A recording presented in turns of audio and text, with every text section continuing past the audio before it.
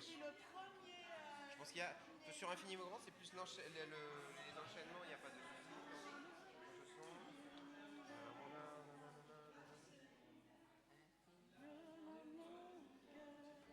Ah oui, c'est ça, c'est assez simple. En fait, on fait tout, et puis on repasse et on fait la Il deuxième. n'y a pas Ouais, ouais. on le fait deux fois. Au pire, on refait Au On Dieu fait tué une fois. infiniment grand, encore une fois à la fin, quoi. Oui, oui, oui. C'est pour eux, roi majestueux, au Dieu tué. Ouais, c'est ça. On peut le refaire une fois à la fin. Par contre, c'est que des chants qui vont nous. Ça va être là, en fait. Ah, sur celui-là. On Ouais. refait une fois la phrase à la fin. Ouais, comme vous voulez. Je sais pas. Je pense qu'on peut même en faire On tout. peut reprendre au Il a début l'air assez parce que simple, sinon ouais. ça fait bizarre si on reprend. C'est vrai qu'on a que des chants avec des ré là. Ça travaille.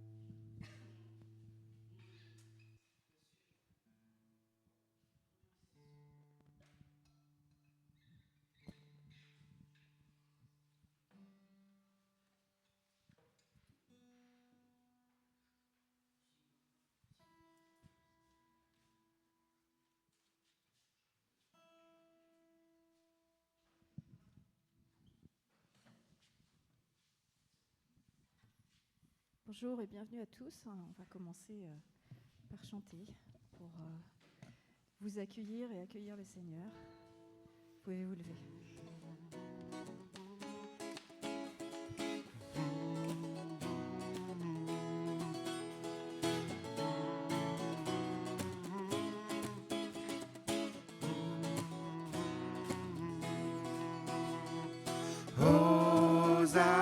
Hosanna, Hosanna, Hosanna, Hosanna. Ouvrons les portes au roi, au Dieu de gloire, lançons les cris de joie. Laissons jaillir un chant de victoire.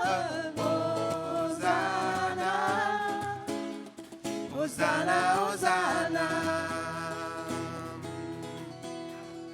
Marchons ensemble, Marchons ensemble, l'ennemi tremble, l'ennemi tremble, Dieu est avec nous, Dieu est avec nous, chassons les ténèbres, ouvrons les portes au roi, au Dieu de gloire, lançons des cris de joie, laissons jaillir un chant de victoire, Hosanna, Hosanna, Hosanna. qui pourra taire Qui pourra taire notre prière? notre prière? Dieu est avec nous, Dieu est avec nous, levons sa bannière, ouvrons les portes au roi, au Dieu de gloire, lançons les cris de joie, laissons jaillir un chant de victoire, Hosanna, Hosanna, Hosanna. dansons devant lui, Dansons devant lui, rempli de sa vie. rempli de sa vie. Dieu est avec nous, Dieu est avec nous. chantons sa louange. Ouvrons les portes au roi, au Dieu de gloire. Lançons les cris de joie. Laissons jaillir un chant de victoire. Hosanna, Hosanna, Hosanna, Hosanna. Hosanna, Hosanna, Hosanna, Hosanna, Hosanna.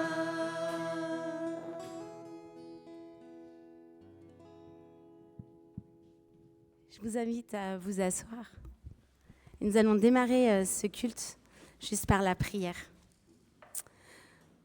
Seigneur, nous sommes tellement bénis de pouvoir nous rassembler en ce lieu ensemble pour te louer, pour t'adorer, pour glorifier ton nom, Seigneur, pour te dire Hosanna. Et ce matin, nous voulons vraiment que tu sois le bienvenu ici parmi nous, Seigneur, que tu puisses être honoré par nos louanges, par les lectures de ta parole, par tout ce qui va être dit, Seigneur. Prépare nos cœurs, que ton esprit puisse nous parler, que nous ayons les oreilles bien ouvertes, le cœur bien ouvert à recevoir ce que tu veux pour chacun d'entre nous. Ça sera certainement pas la même chose pour chacun, mais vraiment que nous soyons une bonne terre, prêts à recevoir ce que tu veux nous donner. Béni sois-tu vraiment pour ce moment et que ton nom soit loué et glorifié. En ton nom, je prie. Amen. Eh bien, bienvenue à tous dans le temple. Pour ceux qui viennent régulièrement, pour ceux dont c'est la première fois, vraiment, et puis pour ceux qui viennent de temps en temps. Sachez que voilà, c'est toujours une joie de voir vos visages, de vous accueillir ici dans la maison du Seigneur. Et en ce culte, vous voyez qu'il y a quelques chaises libres, parce qu'il y a quand même une bonne partie de la communauté qui a pu partir en vacances et peut-être qui nous suivent sur Facebook. Donc, on les embrasse bien fort, on pense à eux, on leur dit de passer de bonnes vacances, de bien se reposer et on vous accueille aussi favorablement ce matin. Que le nom du Seigneur soit béni au milieu de nous et vraiment que le Seigneur soit glorifié. J'avais à cœur ce matin juste vous partager une petite chose. On avait des amis qui sont passés chez nous ce week-end. Et c'est des amis qui ont été missionnaires à Jeunesse en Mission à Dakar, au Sénégal, pendant peut-être une quinzaine d'années. Au départ, c'est une amie d'enfance qui est partie pour faire une école de disciples pendant 6 mois. Et puis en fait, elle est devenue leader. On lui a proposé de rester et puis de s'investir. Et du coup, pour ceux qui connaissent ou ceux qui ne connaissent pas Jeunesse en Mission, les 6 premiers mois, c'est vraiment une école de disciples où on vous enseigne à mieux connaître Dieu, à vraiment entendre et reconnaître sa voix, à passer du temps avec Dieu, à se laisser transformer dans son caractère, dans sa vie. Et donc, autant vous dire que mon amie, en enseignant à Jeunesse en Mission pendant 15 ans, elle l'a beaucoup elle-même enseigné à d'autres. Elle me disait, tu vois, on est rentré en France depuis 3 ans. Ils sont rentrés parce qu'elle avait besoin de prendre soin de ses parents qui avaient des problèmes de santé. Donc, ils sont vraiment quittés à ce moment-là le ministère pour un temps. Ils sont venus parce que le Seigneur les a appelés à rentrer et qu'ils soient aussi ici en France et qu'elle puisse être vraiment présente pour sa maman qui a une leucémie. Et puis, elle me disait, j'ai fait une formation il n'y a pas longtemps. Et tu vois, Cathy, cette formation, ça m'a percutée parce qu'ils ont parlé d'écouter la voix de Dieu. Elle dit, ce n'est pas des choses nouvelles pour nous. Elle dit, pourtant, moi, ça m'a chamboulée parce que on perd vite les bonnes habitudes, quoi. Elle dit, bien sûr, à Jeunesse en Mission, on t'enseigne, tu prends ton carnet tous les matins, tu passes un temps avec Dieu, à lire ta parole, tu apprends à entendre la voix de Dieu, à demander chaque matin, mais Seigneur, qu'est-ce que tu veux que je fasse dans cette journée? C'est quoi ce que tu attends de moi pour aujourd'hui? C'est quoi ce que tu attends de moi pour cette année? Seigneur, qu'est-ce que tu veux changer dans mon caractère? Qu'est-ce que tu veux modifier? Elle me disait, j'ai fait ça pendant des années, et là, je fais une formation, et ça me renvoie en pleine face que on perd ses bonnes habitudes, et que oui, il faut que je reprenne mon carnet, et que je passe ce temps à écouter Dieu. Et moi, ça m'a aussi percutée, parce que je me dis, en tant que chrétien, oui, il y a des moments, il y a des saisons dans notre vie, puis souvent, aussi, on est appelé à prier, à intercéder, et est-ce que je passe autant de temps que ça à écouter? Je ne suis pas toujours sûre, en fait. Je pense que je parle beaucoup à Dieu, mais est-ce que je passe la moitié du même temps à me dire, lui, qu'est-ce qu'il veut me dire? Et en fait, il y avait ce texte d'Ésaïe, chapitre 50, verset 4, qui dit « Le Seigneur Dieu m'a enseigné ce que je dois dire pour que je sache avec quels mots je soutiendrai celui qui faiblit. » Chaque matin, il me réveille. Le Seigneur me réveille chaque matin. Il me réapprend à écouter, comme doivent écouter ses disciples. Le Seigneur m'ouvre les oreilles. Je ne lui résiste pas, je ne recule pas. Ça reste chaque matin. Il me réveille, le Seigneur me réapprend à écouter. Et des fois, on pense qu'on connaît bien le Seigneur et qu'on sait ce qu'on doit dire aux autres pour les soutenir dans leur épreuve, quand ils passent par la maladie, quand votre collègue il a des problèmes de couple, quand on pense qu'on sait. Et en fait, c'est chaque matin. Le Seigneur, il veut vous remplir. En plus, je vous dirais, c'est même pas... C'est pas égoïste, au contraire. Chaque matin, il veut vous remplir pour que vous puissiez soutenir celui qui faiblit. Qu'est-ce que je vais dire à ce membre de la famille qui ne te connaît pas, Seigneur, et qui est en train de traverser ça? Comment je vais soutenir cet ami dans la foi qui est en train d'avoir des doutes parce qu'il a des tribulations dans son corps et il ne sait pas comment traverser ça? Qu'est-ce que je vais faire? Qu'est-ce que je vais dire pour cet ami qui a des problèmes financiers? Et en fait, le Seigneur, il ne veut pas qu'on ait des phrases toutes faites de chrétiens qui connaissons nos versets bibliques par cœur. Voilà. Il veut que chaque matin, on réapprenne à écouter pour savoir quoi dire exactement ce jour-là à cette personne. Chaque matin, il veut réouvrir nos oreilles, comme il le faisait avec ses disciples, pour pas qu'on lui résiste. Parce que, je vous dis, cette amie, elle me le disait, on oublie vite. Notre cœur d'humain, il oublie vite. Voilà, on peut vite retomber dans notre vieille nature, on peut vite zapper de passer du temps à écouter Dieu.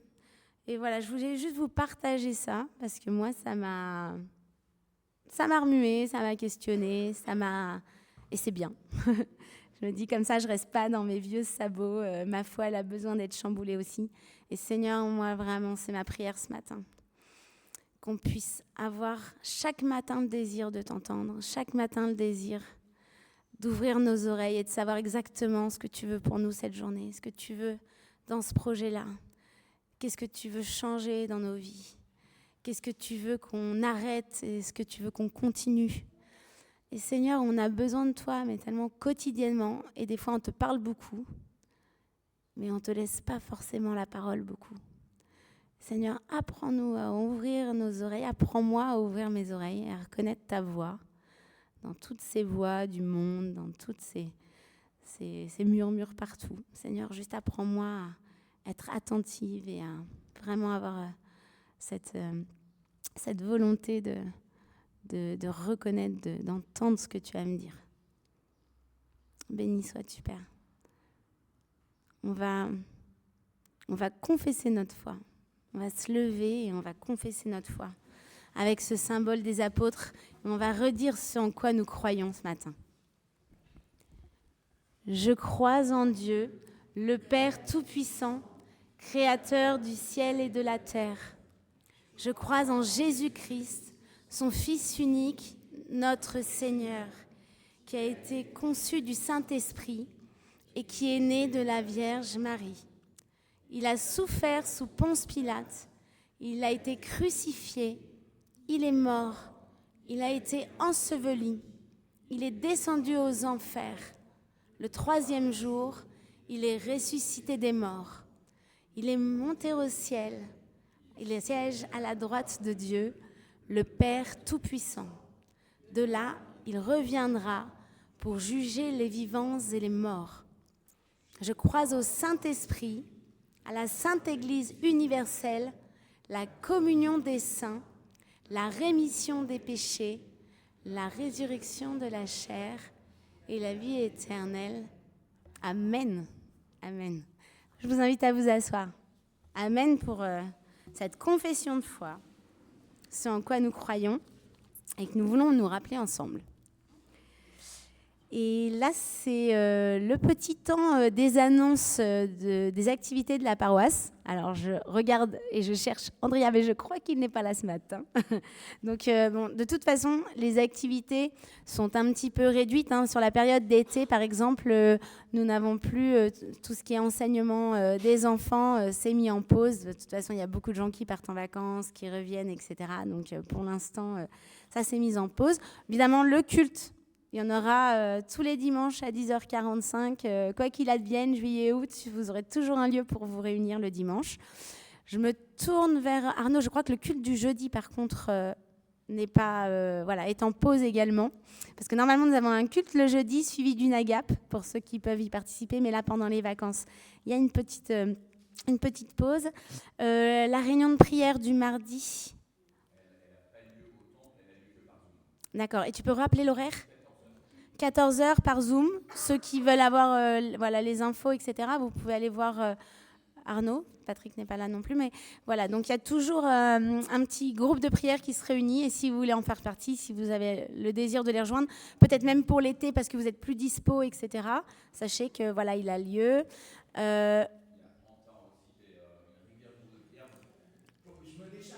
Oui, Anta. Voilà, donc ce matin, faites comme si Arnaud n'était pas là. En plus, j'ai failli faire l'annonce de la famille pastorale est en vacances. Ils sont tous à Valence, vous ne les verrez pas aujourd'hui jusqu'à ce que je me tourne et que je vois Arnaud au fond du temple. Donc, on va faire comme si Arnaud n'était pas là ce matin. Il se ressource, il est en repos.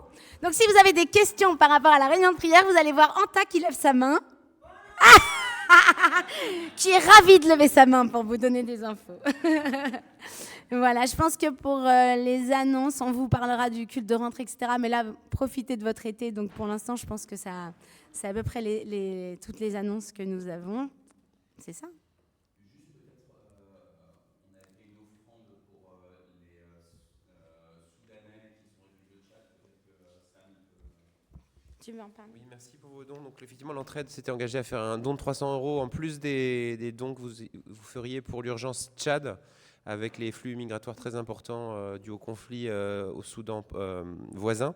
Et donc voilà, donc il y a eu beaucoup de dons à ce dimanche. Donc merci pour vos dons qui ont été rajoutés à ces 300 €. Donc on va faire un don de 770 et quelques euros qui partent pour le MEDER, donc l'organisation qui aide donc sur place au Tchad. Voilà. Merci Sam. Merci. En parlant d'offrande, ça fait une très belle transition puisque nous rentrons dans notre temps d'offrande. Je vais appeler Joshua et Noam qui vont passer dans les rangs.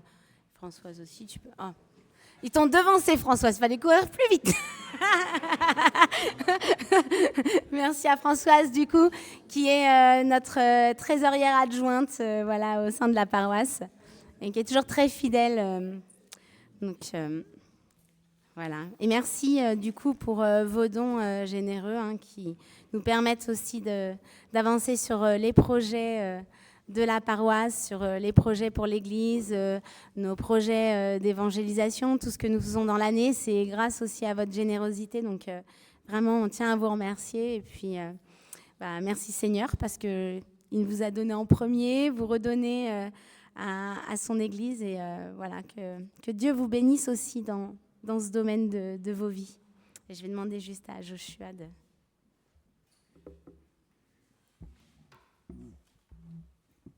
bénir ses offrandes.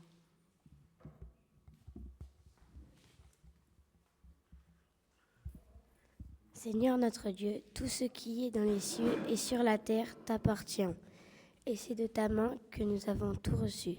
Reçois l'offrande que nous te présentons pour le service du monde et de l'Église. Tu es béni pour les siècles des siècles. Amen. Amen. Merci. C'est le temps que nous appelons le temps de la volonté de Dieu, la repentance et du pardon que le Seigneur nous accorde. Je vous invite juste à prendre un temps de silence, d'introspection, pour écouter. On parlait tout à l'heure d'écoute de Dieu, que le Seigneur puisse vous parler dans vos cœurs. On a tous des domaines où on doit changer, on a tous des zones de nos vies que Dieu veut transformer, qui ne sont pas les mêmes pour chacun. On n'a pas les mêmes challenges, on n'a pas les mêmes épreuves, on ne traverse pas les mêmes choses, on n'a pas les mêmes tempéraments, donc on ne les vit pas non plus de la même manière. Et c'est pour ça que chacun a besoin de se mettre en face à face avec Dieu et que Dieu vraiment vous montre les zones qui sont pas en accord avec ce que lui veut et qui puisse vous montrer vraiment ce qu'il veut transformer, là où vous avez besoin de son pardon, les zones où vous devez vous repentir, où je dois me repentir. Je vais laisser quelques temps de silence.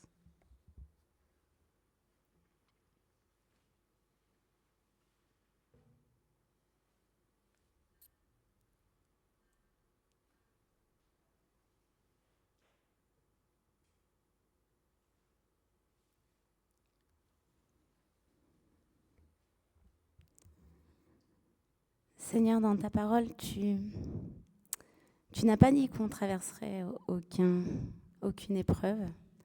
Tu n'as pas dit que nous n'aurions pas à vivre des choses difficiles, mais tu nous as dit que tu serais toujours à nos côtés.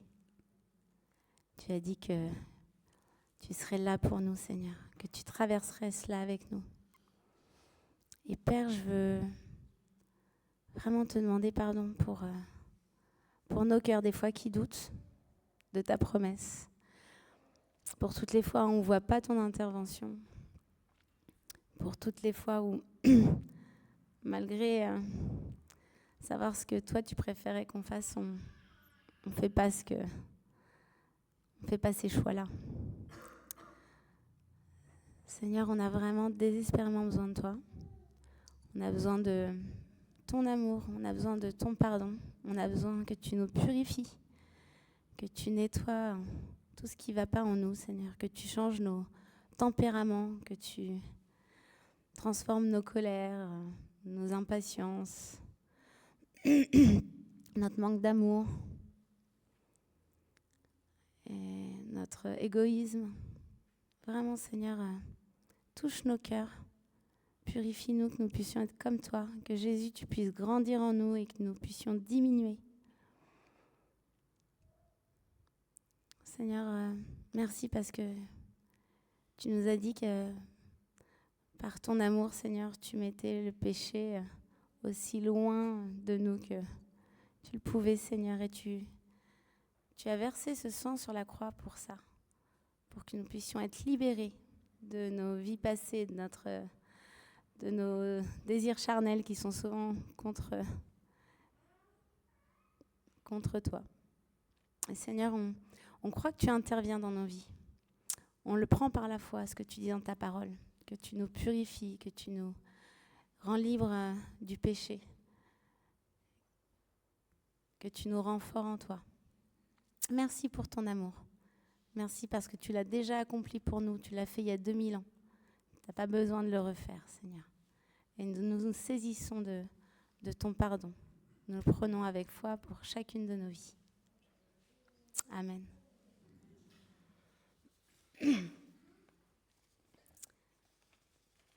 On va rentrer dans un temps de louange. Maintenant, le groupe va nous amener à chanter. On va proclamer que Dieu est infiniment grand, éternel, puissant, glorieux. Et voilà, que nous puissions offrir notre louange avec tout notre cœur. Sentez-vous libre, vous pouvez vous lever. Et vraiment, adorons Dieu.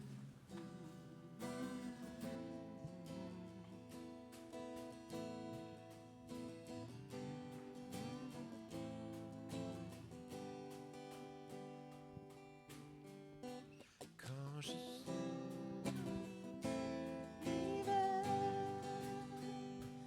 les astres que tu as créés, les océans, les mers, tout me révèle ta majesté. Alors mon âme veut s'écrier de tout mon cœur, je veux chanter. Alors mon âme veut s'écrier de tout mon cœur, je veux chanter. Oh Dieu, tu es infiniment grand, éternel, puissant, roi majestueux. Oh Dieu, tu es infiniment grand, éternel, puissant, roi majestueux.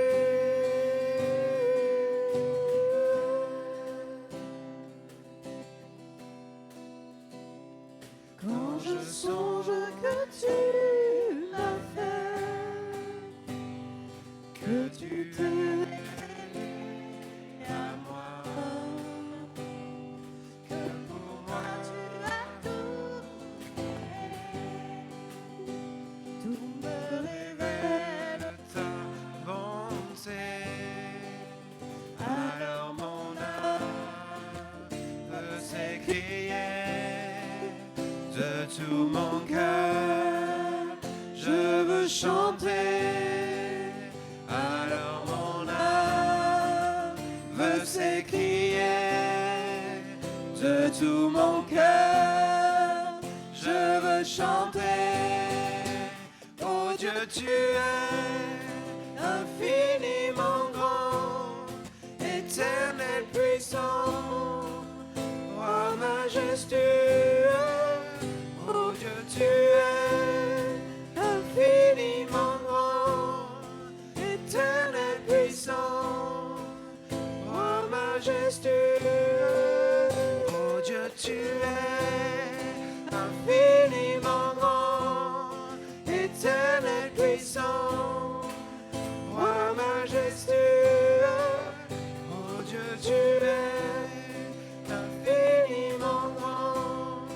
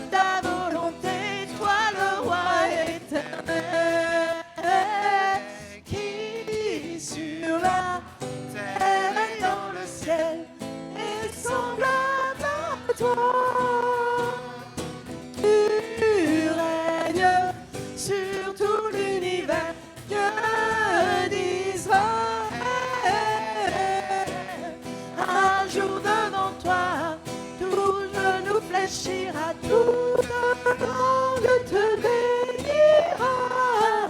Alléluia, Alléluia, Alléluia, Amen. La la la la la, la la la la la, la la la la la, la la la la la, la la la la la, la la la la la, la la la la la, la la la la la.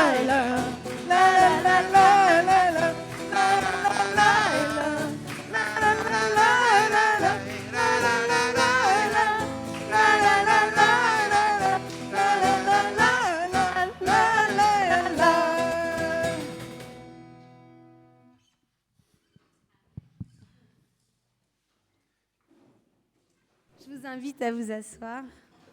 Grandes et merveilleuses sont toutes ces œuvres. C'est justement de ce dont il est question maintenant, puisque nous rentrons dans un temps qu'on appelle un temps d'action de grâce. Alors pour ceux qui ne connaissent pas cette paroisse, c'est un temps où en fait le micro passe dans les rangs et c'est votre moment pour pouvoir aussi témoigner de ce que Dieu fait dans votre vie cette semaine, ce mois-ci, cette année, quelque chose que vous aviez demandé au Seigneur dans la prière et vous avez vu sa réponse.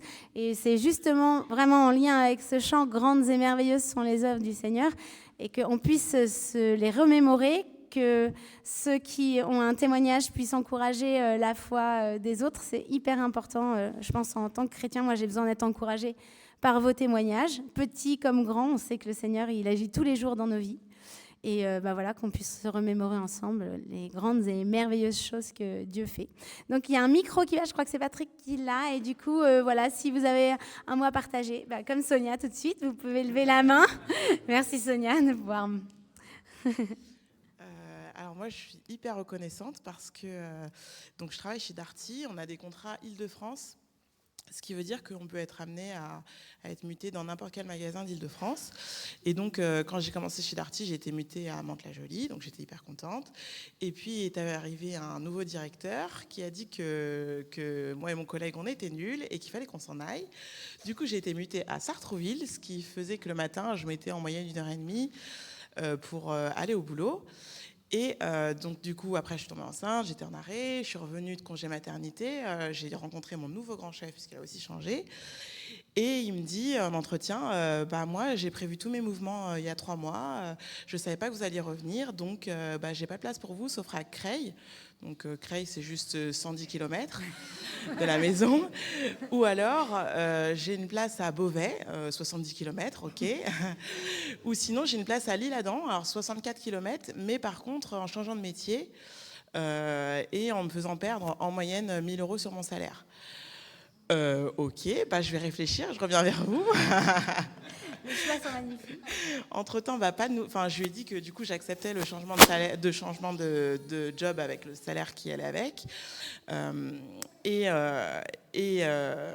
Du coup, j'avais pas de nouvelles après ma réponse. Et au final, je commençais à dire à ma directrice au magasin de Sartrouville où je n'avais pas de place, donc j'y suis retournée, mais je ne servais à rien. Je commence à lui dire, qu'est-ce qui se passe qu'il ne me répond pas, il ne m'a pas répondu, il n'est pas revenu vers moi. Le lendemain, on m'a dit, le monsieur de L'Isle-Adam, il va te recevoir en entretien. Je dis, ok, d'accord, il va pouvoir me faire un entretien, je suis déjà dans la boîte en fait, donc oui. si on me dit que je vais là-bas, il n'a pas à me recevoir. Bon, j'y vais quand même. Et puis en fait, à l'entretien, il me dit, il y a une nana qui a demandé le job et qui est déjà formée, Donc en gros, la place est prise. Ah, ok.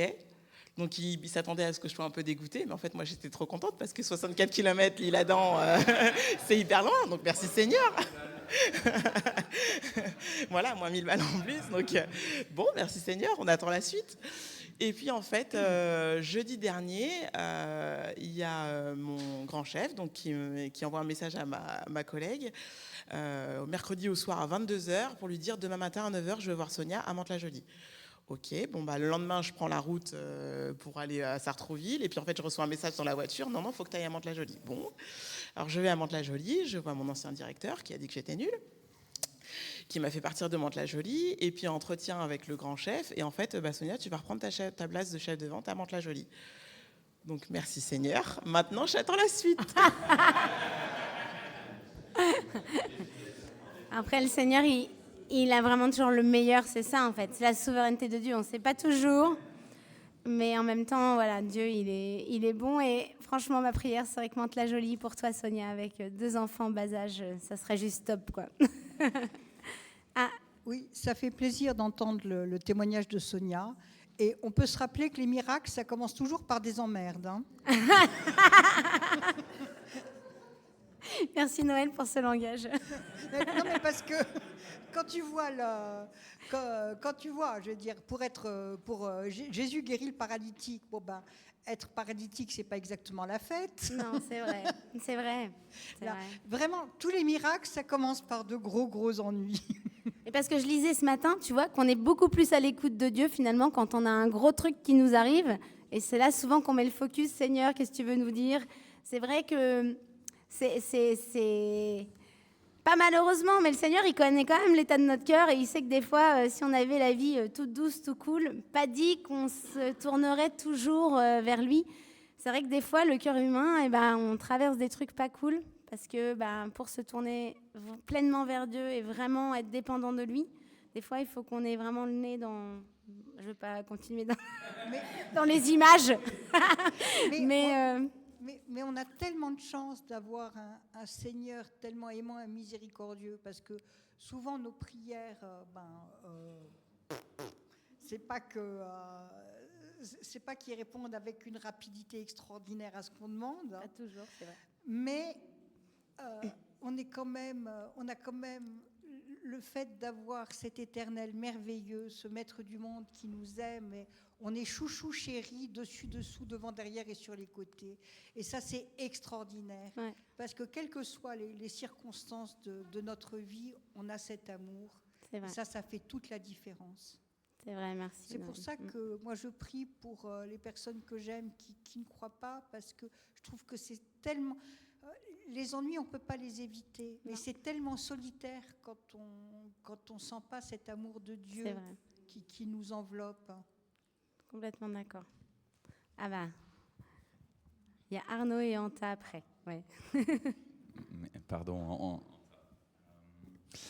Juste, donc vendredi matin, Isabelle et les garçons prennent la voiture pour aller à Valence, pour descendre, rejoindre Esther et ensuite emmener les garçons à leur colonie de vacances de la Ligue pour la lecture de la Bible.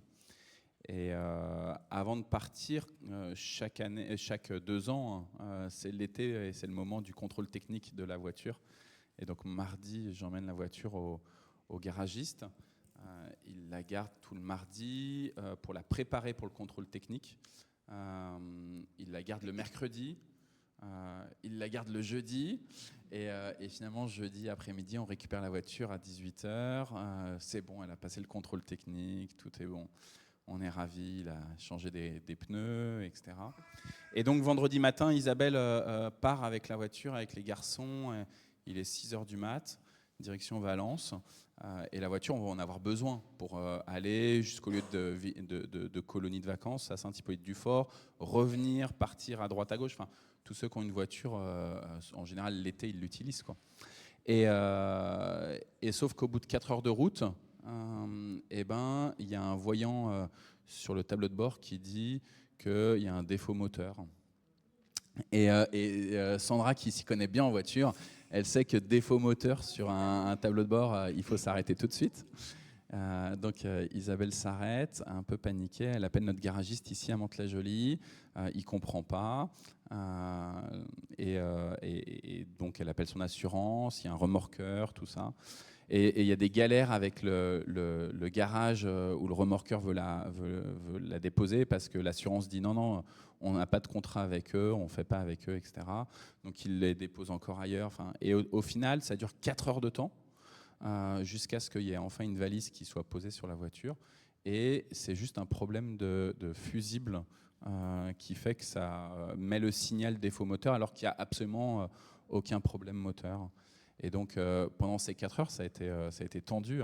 Alors, je ne vais pas reprendre le mot de Noël, mais il y avait quand même beaucoup d'angoisse, à la fois pour les garçons, Isabelle, pour moi qui était ici à Mantes et qui ne pouvait rien gérer, pour la maman d'Isabelle qui est déjà une angoissée en général, donc là à Valence qui les attendait et qui n'y arrivait pas.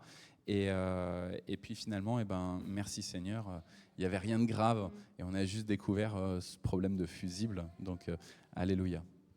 Amen. Anta, tu voulais aussi dire quelque chose? Moi, je m'excuse pour tout à l'heure, pour la prière. Je n'ai pas entendu. Voilà.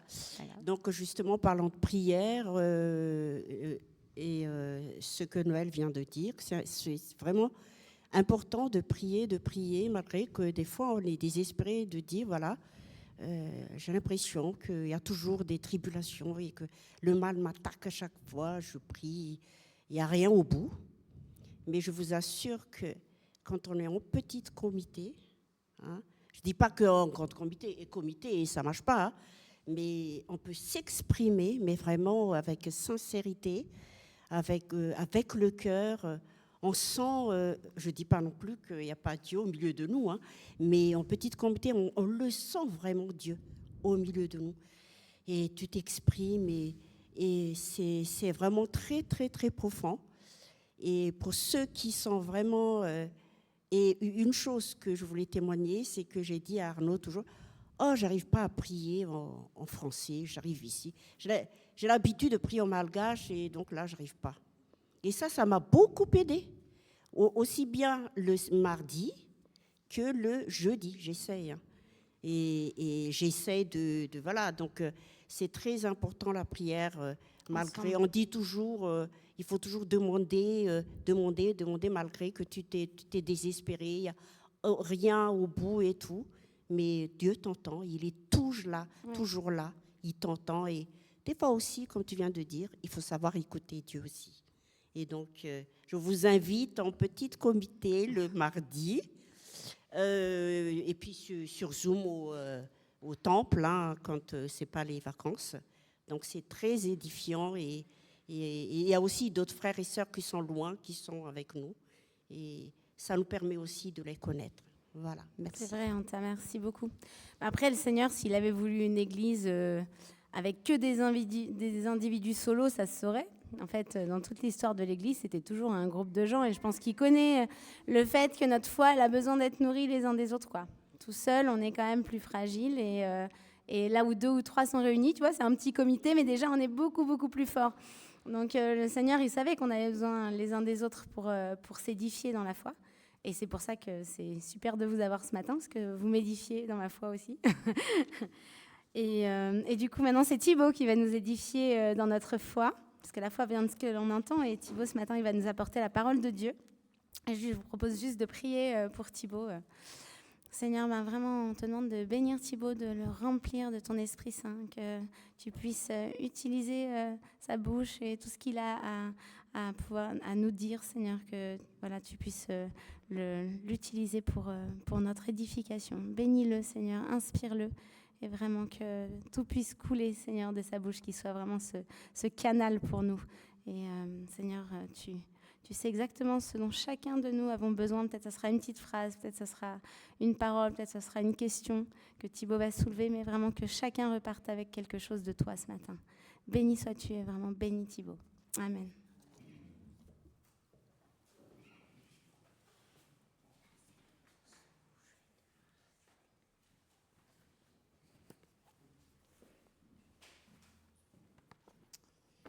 Je vais en profiter pour demander s'il y a des volontaires pour la lecture des versets. Ce serait bien. Il y a quand même pas mal de versets à lire. Merci. Il y a quand même pas mal de versets à lire, donc je propose peut-être que ce soit par personne 3-4 versets. On peut faire ça, on peut faire peut-être 3 versets par personne, s'il y a des volontaires pour la lecture. Alors, je ne sais pas si les versets vont apparaître. Je ne sais pas si on les a. Jean chapitre 20, versets 19 à 30. Je ne sais pas si on les a. Ouais, super. Et si le micro circule, super, parfait. Et puis s'il y a des volontaires, oui, ça me manque de plus avoir des élèves à demander là comme ça. C'est les vacances. Allez, on lève la main, sinon c'est moi qui... C'est ça, tout à fait. Non, non, c'est bon, c'est les vacances. Ce même dimanche, Ouais, si c'est bon, on entend, ouais. Super, Christelle. ce même dimanche, dans la soirée, les disciples étaient dans une maison dont ils avaient verrouillé les portes parce qu'ils avaient peur des chefs des Juifs. Jésus vint. Il se trouva là, au milieu d'eux, et il leur dit « Que la paix soit avec vous ». Tout en disant cela, il leur montra ses mains et son côté. Les disciples furent remplis de joie parce qu'ils voyaient le Seigneur. « Que la paix soit avec vous », leur dit-il de nouveau. « Comme mon Père m'a envoyé, moi aussi je vous envoie. » Après avoir dit cela, il souffla sur eux et continua. « Recevez l'Esprit Saint. Ceux à qui vous remettrez leurs péchés en seront effectivement tenus quittes, et ceux à qui vous les retiendrez en resteront chargés. » L'un des 12, Thomas, surnommé le jumeau, n'était pas avec eux lors de la venue de Jésus. Les autres disciples lui dirent « Nous avons vu le Seigneur. » Mais il leur répondit « Si je ne vois pas la marque des clous dans ses mains, si je ne mets pas mon doigt à la place des clous, et si je ne mets pas la main dans son côté, je ne croirai pas. » 8 jours plus tard, les disciples étaient de nouveau réunis dans la maison. Cette fois-ci, Thomas était avec eux. Jésus vint alors que les portes étaient verrouillées. Il se tint au milieu d'eux et leur dit « Que la paix soit avec vous. » Puis il dit à Thomas « Place ton doigt ici. Vois mes mains. Avance ta main et mets-la dans mon côté. Ne sois pas incrédule, mais crois. » Thomas lui répondit « Mon Seigneur et mon Dieu. » Parce que tu m'as vu, tu crois, lui dit Jésus. Heureux ceux qui croient sans avoir vu. Jésus a accompli sous les yeux de ses disciples encore beaucoup d'autres signes miraculeux qui n'ont pas été rapportés dans ce livre. Merci Christelle. Et puis, je ne sais pas si je peux avoir un volontaire pour lire le second texte, donc Genèse 2, versets 9-17. Ah, merci.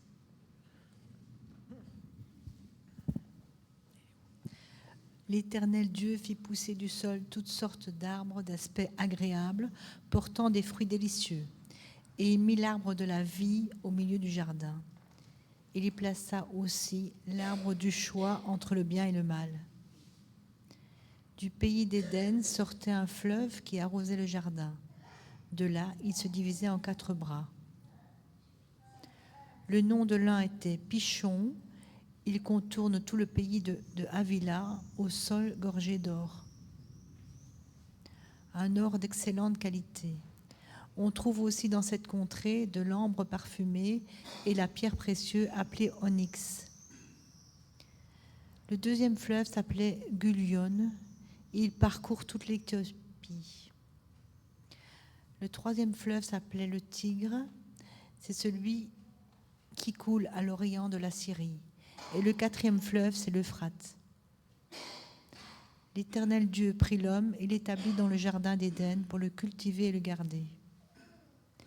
Et l'Éternel Dieu ordonna à l'homme, mange librement des fruits de tous les arbres du jardin, sauf du fruit de l'arbre du choix entre le bien et le mal. De celui-là, n'en mange pas, car le jour où tu en mangeras, tu mourras. Merci. Donc bonjour à tous.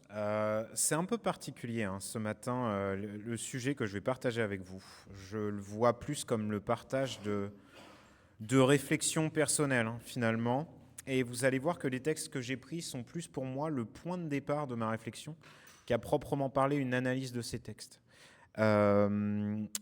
C'est vraiment un sujet qui me tient à cœur et que j'avais en tête sur les semaines précédentes. Et ça m'est venu naturellement à l'esprit de partager ça avec vous. Donc pourquoi j'ai choisi ce premier texte qui est à la fin de Jean. Donc, la plupart de vous, je pense, le connaissent. C'est l'apparition de Jésus à Thomas. C'est vraiment, ça a été un peu le point de départ de ma réflexion. Surtout le verset 29, donc le verset 29, qui m'est toujours, moi, apparu un peu comme une énigme, ce verset. « Parce que tu m'as vu, tu crois, lui dit Jésus, heureux ceux qui croient sans avoir vu. » Pour moi, ça a toujours été un peu une énigme de me dire, Jésus, il dit à Thomas que, ok, c'est bien parce que tu crois parce que tu as vu. Mais heureux sont ceux qui croient sans avoir vu. Je me suis toujours posé la question où Jésus veut en venir. Personnellement, j'ai toujours interprété ça comme « ayez la foi ». Ayez la foi même si vous n'avez pas de preuves palpables, même si vous n'avez pas de preuves démontrables de ce en quoi vous croyez, mais ayez la foi. À l'instar de Thomas, certaines personnes auront besoin de voir se matérialiser les miracles de Dieu.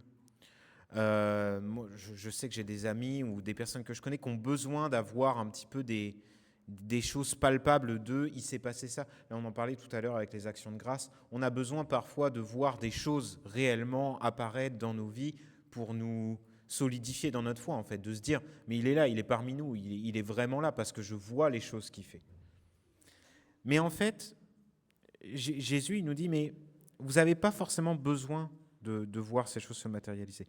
Vous serez encore plus heureux si vous n'attendez pas une démonstration physique, palpable, mais que vous croyez dans votre cœur. »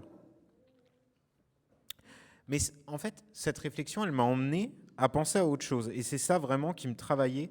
Je pense que Dieu, il avait placé ça un peu en moi, hein, mais c'est ce qui me travaillait sur les dernières semaines. Vous savez, dans les béatitudes hein, qui se trouvent dans Matthieu, il est dit « Bienheureux les pauvres d'esprit, car le royaume des cieux leur appartient. » Bienheureux les pauvres d'esprit, car le royaume des cieux leur appartient.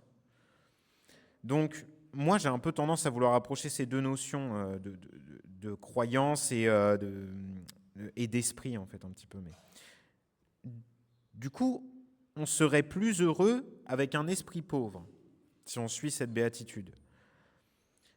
À faire confiance sans avoir de preuve de ce qu'on avance.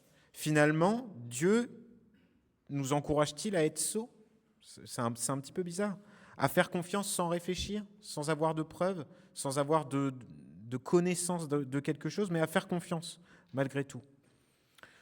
Je vais vous partager un petit peu ces questionnements et ce que ça m'a conduit à voir, et puis des choses qui m'ont parlé dans la Bible et qui ont répondu plus ou moins à mon questionnement à ce niveau-là.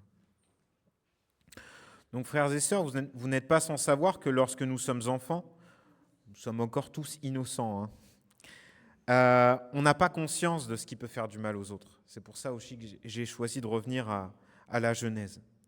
Jésus lui-même, il nous encourage d'ailleurs à être de jeunes enfants. Vous savez, dans Matthieu 18, verset 3, « Si vous ne devenez pas comme des petits-enfants, vous n'entrerez pas dans le royaume des cieux. » Alors moi, ça m'y fait penser souvent parce que je me dis, en fait, c'est ça qu'il faut un peu chercher, cet objectif-là, d'être complètement innocent, de savoir ce qui est bien, pas bien, etc. Mais les enfants, ils ne savent pas, ils font, en fait, naturellement, hein. Ils agissent.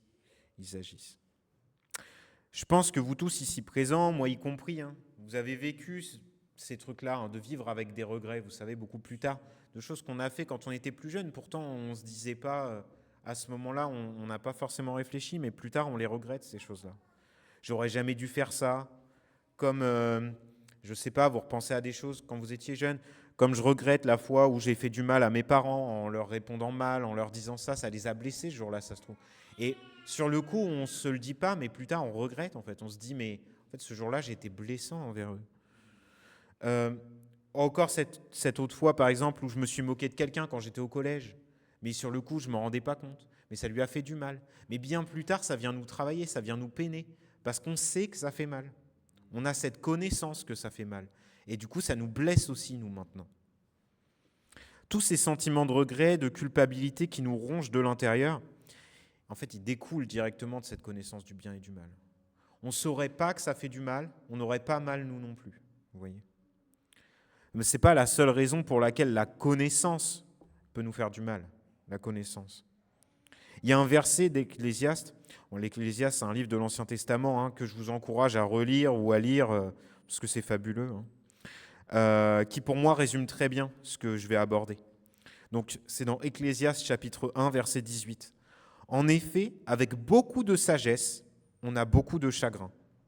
Et celui qui augmente sa connaissance augmente sa souffrance. C'est tellement vrai. C'est tellement vrai. Quand on sait tout le mal qui est fait dans le monde, en fait, forcément, on est encore plus affligé, attristé de ce qui se passe. Vous demandez à un expert en géopolitique qui, lui, connaît ce que vivent des milliers de personnes qui vivent la guerre au quotidien, il peut vous citer toutes les guerres qui ont lieu là actuellement. Lui, avec un petit peu d'empathie, il va se dire, mais les pauvres, ils sont en train de vivre ça dans tel pays, ils sont en train de vivre ça dans tel pays. Tout à l'heure, on parlait dans l'entraide, là, d'aider des personnes qui sont obligées de changer de pays encore parce qu'ils souffrent, en fait. Donc ça, plus vous en savez, plus vous avez mal de vivre ce que les autres y vivent. Un historien, il connaît les tortures qui ont été infligées dans toute l'histoire.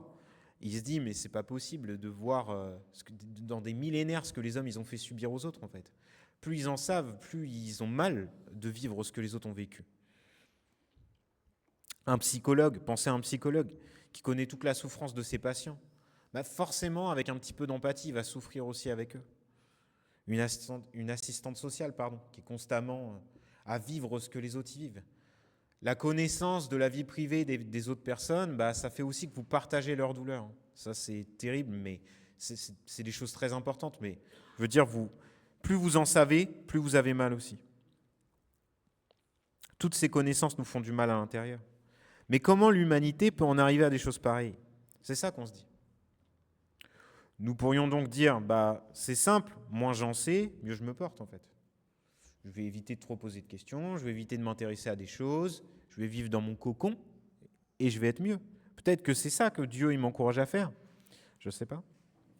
Vous savez, on ferme les yeux, on peut faire ça, vous savez, les mains sur les yeux, boucher nos oreilles, fermer notre bouche, comme les statues des singes de la sagesse asiatique. Là, vous voyez, je pense qu'il y en a plein qui voient. C'est RFR, c'est une maxime, c'est ne pas voir le mal, ne pas entendre le mal, ne pas dire le mal. À celui qui suit cette maxime, il n'arriverait que du bien, en fait. Mais ce n'est pas ce vers quoi nous devons nous tourner chrétiens, en fait. Ce n'est pas ce vers quoi nous sommes appelés. La Bible ne nous encourage pas à être sots. Et ça, en fait, c'est clair. C'est clair parce que c'est dit dans de nombreux versets. Sans connaissance et sans intelligence, je parle. Je vous invite à vous référer, notamment si vous posez des questions aux proverbes. Alors, ça regorge de versets concernant ça, les proverbes. Proverbe chapitre 12, verset 1. Celui qui aime l'instruction aime la connaissance. Celui qui déteste le reproche est un idiot. Proverbe chapitre 19, verset 8. Celui qui acquiert du bon sens sème lui-même. Celui qui garde l'intelligence trouve le bonheur. Ou encore au chapitre 16, verset 16. Acquérir la sagesse vaut bien mieux que l'or. Acquérir l'intelligence est préférable à l'argent. Donc la réponse, elle est quand même claire. Il nous faut nous instruire. Ne serait-ce que pour ne pas tomber dans les pièges tendus par les vils esprits de ce monde, en fait. Vous savez bien que, alors, je ne parle pas d'un point de vue spirituel, mais dans le monde des hommes, quelqu'un de naïf va se faire trahir par les autres hommes. Dieu, lui, il est là pour nous protéger, mais les hommes, dans le monde des hommes, la naïveté, elle peut vite faire que les autres vont vouloir avoir de l'emprise sur vous. De nombreuses personnes mal intentionnées sont ici pour profiter de la faiblesse d'esprit des autres, et développer ces connaissances permet en partie de s'en protéger. N'oublions pas que le monde qui nous entoure, ou plus précisément la nature, parce que là je ne vais pas parler du monde des hommes, je vais parler de la création. La création, c'est la création de Dieu. Donc il nous faut l'observer, il nous faut la comprendre, il nous faut apprendre de nos frères et sœurs pour mieux entrevoir ce que Dieu a mis en place autour de nous. Ce qui est bon, c'est d'apprendre des bonnes choses qui sont sur cette terre, de la création en elle-même. Vous pouvez apprendre de la physique des choses, vous pouvez apprendre de comment fonctionne le corps, de comment fonctionne tout ça. Ça, ce sont des bonnes choses à apprendre.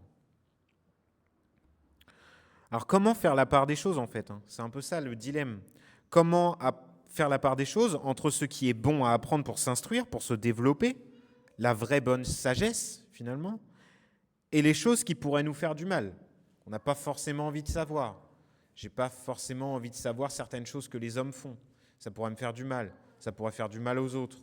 Et puis, y a des choses qui ne sont pas très bonnes à savoir, finalement, de ce que font les hommes sur cette terre. C'est pas utile. Et puis, ça nous fera plus de mal qu'autre chose. Les connaissances du monde des hommes, là, dont je parle. Ce poison, du coup, qui pourrait nous écarter du chemin de Dieu. Alors, j'aime utiliser le terme de poison. Pourquoi ? Parce que le poison, c'est comme un poison, ce dont je vais parler. C'est des souffrances qu'on ne sent pas, en fait, qui s'imprègnent, mais au fur et à mesure, de manière insidieuse. Qui s'imprègnent en nous au fur et à mesure et qui, sans le savoir, nous nuisent, nous détruisent de l'intérieur. Comment s'en prémunir ? Comment se défendre contre ces poisons ? Alors, je vais vous lire quelques versets que j'ai trouvés aussi issus des Proverbes, mais qui, pour moi, indiquent clairement la voie à suivre, en fait, pour se prémunir de tout ça. Alors, ça se trouve dans le chapitre 3 des Proverbes. Donc, c'est les versets 3 à 10. Que l'amour et la fidélité ne te fassent jamais défaut. Attache-les autour de ton cou, grave-les sur les tablettes de ton cœur, et tu obtiendras la faveur de Dieu et des hommes. Tu auras la réputation d'être un homme de bon sens. Mets ta confiance en l'Éternel de tout ton cœur, et ne te repose pas sur ta propre intelligence. Tiens compte de lui pour tout ce que tu entreprends, et il te conduira sur le droit chemin. Ne te prends pas pour un sage, crains l'Éternel et détourne-toi du mal. Ce sera une bonne médecine qui t'assurera la santé du corps et la vitalité de tout ton être. Honore l'Éternel en lui donnant une part de tes biens et en lui offrant les prémices de tous tes revenus. Alors tes greniers regorgeront de nourriture et tes cuves déborderont de vin.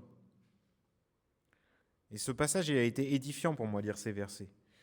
Finalement, si on en ressort l'essence, qu'est-ce qu'on trouve ? Amour, fidélité, confiance et humilité.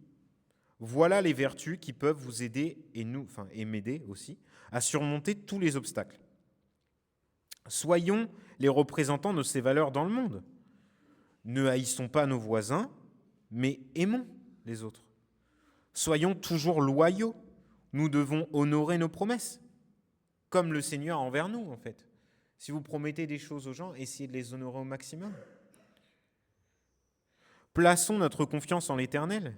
Si nous avons à réfléchir concernant une décision cruciale de notre vie, capitale, je repense aux actions de grâce de tout à l'heure, Sonia, quand tu nous parlais de ton poste, on doit toujours placer Dieu au centre de cette décision.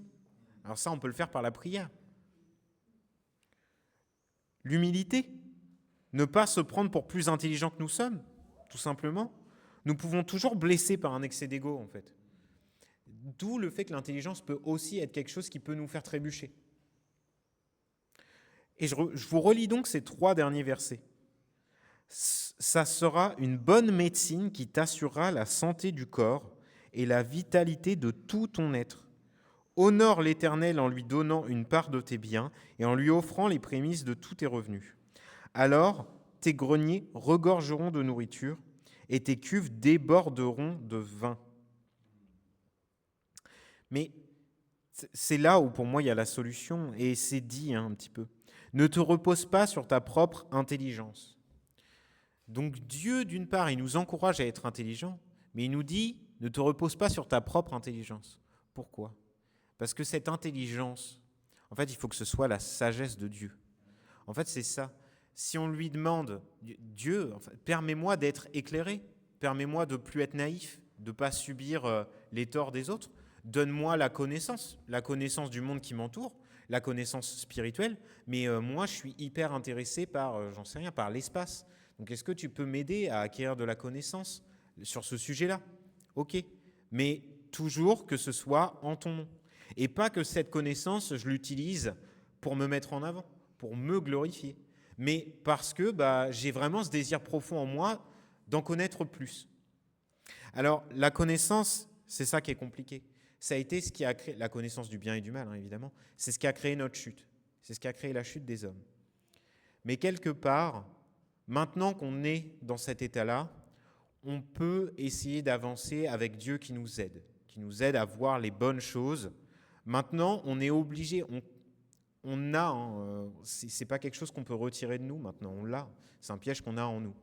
Mais on peut demander à Dieu de nous aider à y voir plus clair, à savoir où aller, à savoir quoi discerner dans toutes ces choses, malgré cette souffrance qu'on a et qu'on aura toujours tant qu'on est sur terre.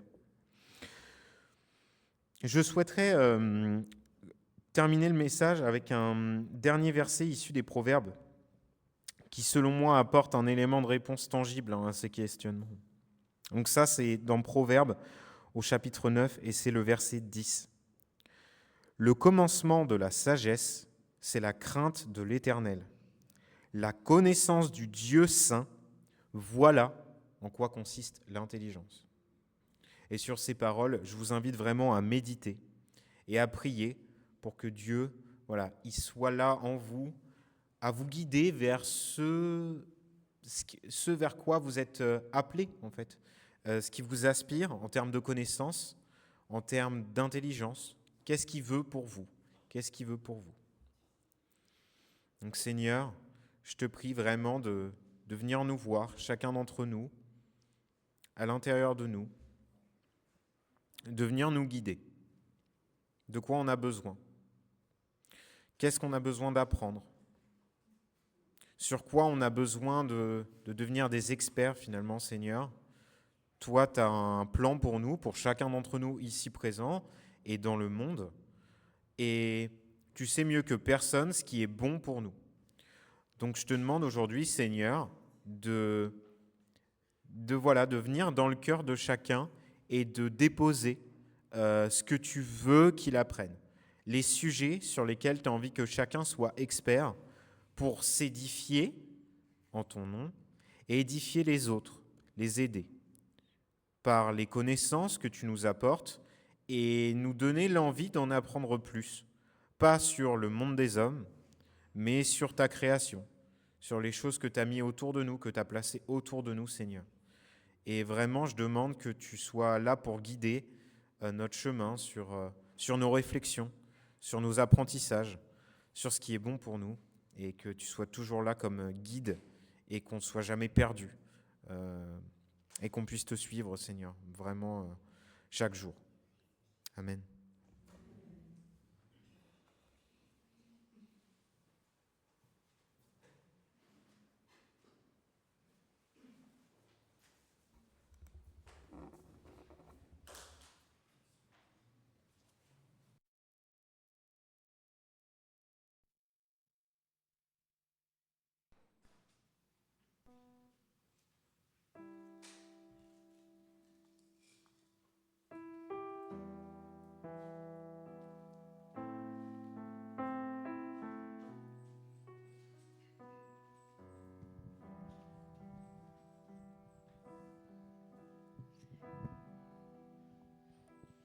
Comme un souffle fragile, ta parole se donne comme un vase d'argile. Ton amour nous façonne. Ta parole murmure comme un secret d'amour. Ta parole est blessure qui nous ouvre le jour. Comme un souffle fragile, ta parole se donne comme un vase d'argile. Ton amour nous façonne.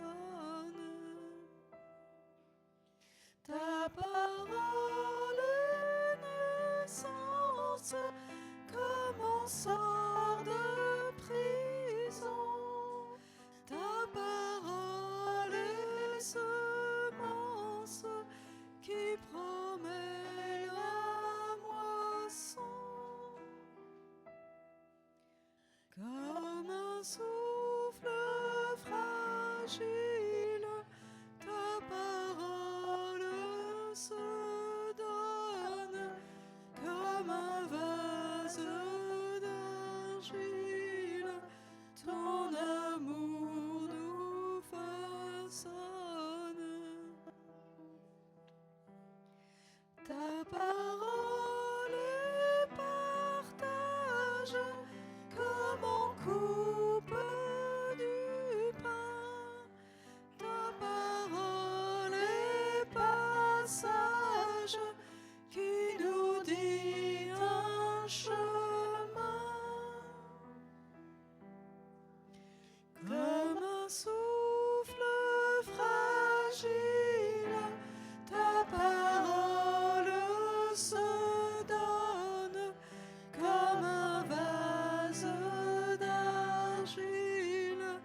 Ton amour nous façonne.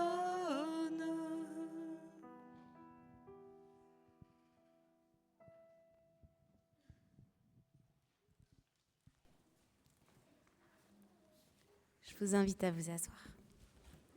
On va prendre un temps de prière, d'intercession, et que vous puissiez, qu'on puisse être unis pour prier ensemble. Seigneur, nous te remettons ce temps de vacances, de congés, Seigneur. On sait que dans nos vies trépidantes, tumultueuses, en forme parfois de tornades, Seigneur, nous avons besoin de repos. Mais Seigneur, nous voulons trouver ce véritable repos.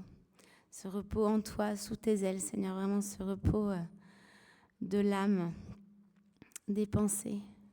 Le repos de notre esprit, Seigneur. Et nous savons que ça, nous pouvons le trouver qu'en toi. Et Seigneur, même si c'est vrai que partir en vacances, parfois aller ailleurs, ça fait du bien. Vraiment, ce dont nous avons tous le plus besoin, c'est de pouvoir nous décharger à tes pieds, à ta croix. Trouver vraiment le repos en toi, pouvoir se libérer de ce qui nous pèse, de tout ce qui a été lourd cette année, de ce qui a été compliqué, de ce qui a été dramatique, triste, de ce qui a été délicat. Et Seigneur, vraiment, je te prie pour ceux qui sont partis, mais aussi ceux qui restent, Seigneur. Que ceux qui sont partis, ils puissent voir ta protection sur leur départ, leur arrivée, qu'ils puissent vivre des bons temps seuls, entre amis, en famille, qu'ils puissent vraiment avoir ces moments de détente, de joie, mais qu'ils puissent aussi rester connectés vraiment, véritablement à toi. Que tu puisses travailler au renouvellement des pensées, Seigneur, au renouvellement de l'intelligence, que tu puisses faire du bien à l'âme, Seigneur, que tu puisses parler, que tu puisses renouveler les forces spirituelles. Seigneur, je te prie pour ceux qui ne peuvent pas partir pour cause de finances compliquées, pour cause de maladies, Seigneur. Là aussi, tu interviens, là aussi, tu donnes du repos, là aussi, tu pourvois, Seigneur. Tu donnes le nécessaire et au-delà à ceux qui ont des difficultés financières, notamment dans notre paroisse, Seigneur. Tu les bénis, tu leur fais ce cadeau, Seigneur, de pouvoir les mettre un peu au large. Seigneur, tu viens aussi donner des forces à ceux qui vivent des temps de maladie dans leur corps, qui subissent, qui ont des douleurs, Seigneur. Là aussi, tu apaises, tu calmes, tu guéris, tu mets du baume, Seigneur. Et vraiment que ce mois de juillet-août, ça soit un temps de repos, mais total, Seigneur. Même pour ceux qui travaillent, qui puissent sentir, Seigneur, que tu reposes leurs pensées, que tu fais du bien à leur corps. Que voilà, c'est vrai qu'on souffre un peu du manque de soleil, mais Seigneur, toi, tu es notre soleil et que tu puisses rayonner en nous, que ces 2 mois fassent un vrai bien à ta communauté, Seigneur, qu'on puisse revenir plein d'énergie, plein de peps pour toi à la rentrée, Seigneur. On te remet ceux qui n'ont pas pu venir aussi aujourd'hui à cause de leur douleur, Seigneur, et peut-être qu'ils nous suivent via Facebook. Eh bien, Seigneur, bénis pose ta main sur eux. Vraiment, viens leur faire du bien. Viens les soulager. Merci Père, parce qu'on le disait encore, et je l'ai lu ce matin, tu es le même hier, aujourd'hui, éternellement. C'est vrai, Seigneur, qu'on parlait du miracle de ce paralytique, Seigneur, mais aujourd'hui encore, tu interviens. Alors tu interviens pour les paralysies physiques, mais aussi parfois les paralysies de nos émotions, les paralysies dans nos pensées, tout ce qui est un peu figé en nous, qui ne bouge pas. Et, Seigneur, là aussi, tu fais ton œuvre, Seigneur. Béni sois-tu pour cette communauté que tu nous donnes. Renouvelle aussi Isabelle, les enfants, Arnaud, Seigneur, tu leur fais du bien durant cet été. Tu les encourages, tu les édifies, Seigneur. Merci pour tout ce qu'ils ont donné cette année. Déjà, tu l'as fait là avec la voiture. Tu leur as montré que tu étais présent pour eux. Bien, Seigneur, continue durant tout l'été à leur faire du bien, à renouveler leur foi, Seigneur. Et vraiment, on te rend grâce. On va prier tous ensemble. On va se lever. On va prier la prière que tu nous as enseignée, Jésus. On va vraiment dire ce Notre Père avec tout notre cœur, toute notre pensée, toute notre âme, Seigneur. On veut croire en ce que nous disons, Seigneur. Notre Père qui es aux cieux, que ton nom soit sanctifié, que ton règne vienne, que ta volonté soit faite sur la terre comme au ciel. Donne-nous aujourd'hui notre pain de ce jour. Pardonne-nous nos offenses, comme nous pardonnons aussi à ceux qui nous ont offensés. Et ne nous laisse pas entrer en tentation, mais délivre-nous du mal, car c'est à toi qu'appartiennent le règne, la puissance et la gloire pour les siècles des siècles. Amen. Vous pouvez rester debout pour la prière de bénédiction, parce que notre culte arrive à son terme, mais on ne veut pas vous laisser repartir sans cette bénédiction sur vos vies. Et je vous le dis, je le tutoie, je le change un petit peu, parce que je veux vraiment que vous vous l'appropriez, que chacun reparte personnellement avec cette parole de bénédiction. Dieu te bénit et te garde, qu'il rayonne sur toi, qu'il t'accorde sa grâce. Il tourne sa face vers toi et qu'il t'accorde sa paix. Amen. On va terminer avec ce chant.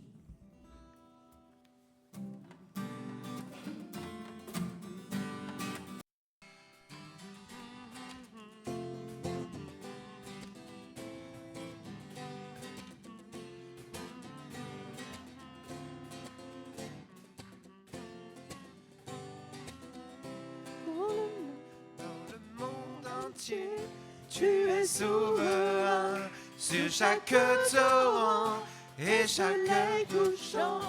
Et mon seul désir, Seigneur, mon seul choix, dans ma vie sois toujours le roi. Oui, règne en moi par ton pouvoir. Veille sur mes rêves, sur mes heures noires. Tu es Seigneur de tout en moi.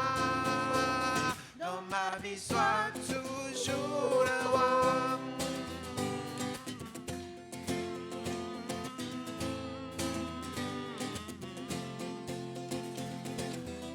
Dans chaque parole et chaque pensée, je veux refléter, Seigneur, ta beauté. Il n'y a un moment plus précieux que toi. Dans ma vie, sois toujours le roi. Oui, règne en moi par ton pouvoir. Veille sur mes rêves, sur mes heures noires. Tu es Seigneur de tout en moi. De ma vie, sois toujours le roi. Oui, règne en moi par ton pouvoir. Veille sur mes rêves, sur mes heures noires. Tu es Seigneur de tout en moi. Dans ma vie, sois toujours